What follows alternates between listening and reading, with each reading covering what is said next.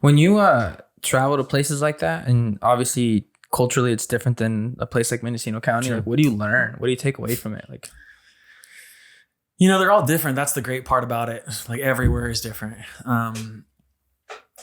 You know, God, it's like almost impossible because you could go anywhere. Like one of the ones that really got me was I went to New Orleans a couple years ago.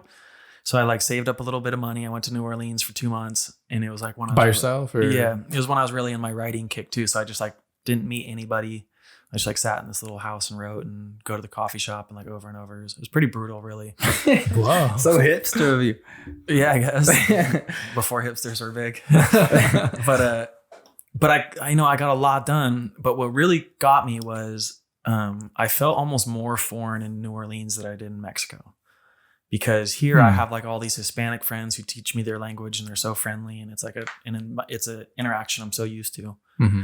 And there it was like we're dealing with like race issues and all these different like energies in the city. And I was like, wow, I'm in the South. Like I don't even know how to like interact here. And you could feel that, or you could Hell see that. yeah. Well, okay, compared to here though, like when you say like race issues, you feel the tension. What's different? Like give me Just an little example. subtleties, like man, it's even hard to say what they are. Like the biggest one for me wasn't even like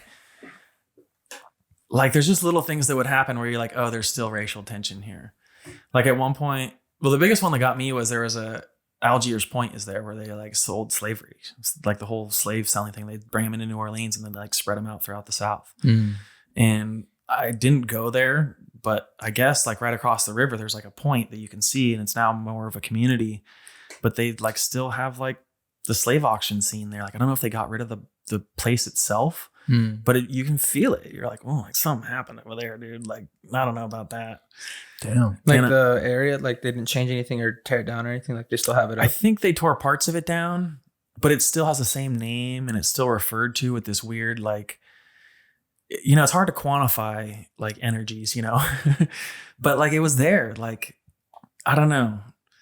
And like even in San Francisco, like I've been around, different race things in San Francisco, or working at the school where I was not the only white teacher, but like a white teacher with a bunch of minority kids. Mm-hmm.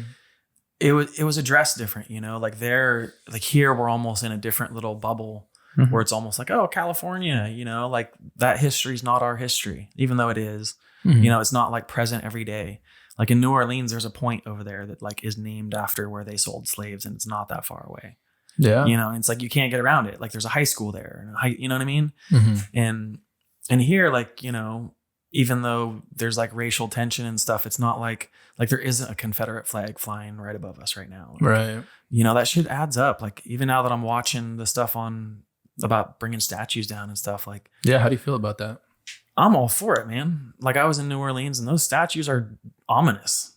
Like, I mean, there's only one that I would go by, but it's like this huge dude like looking at you, and you're like, oh, who runs this town? I'm like, that guy or his relatives, or Right. it doesn't take much before you have this like ominous vibe over you. I mean, I don't think taking statues down is all the answer, Right. but I mean, I don't know. You guys tell me. Like, It's tough. I mean, I know they were trying to change the name in Fort Bragg, but I didn't get passed or whatever. But yeah, I mean, in Sitka, where I just was, I heard about the Fort Bragg one, and then they're like, oh, they're talking about changing the name of Sitka, which is it's an old native village, really. And Sitka, I think, was how the Russians said it.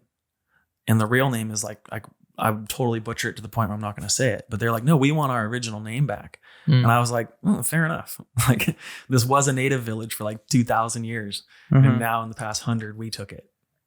Yeah. Like what should, you go with the old 2,000-year-old name or the 100-year-old name?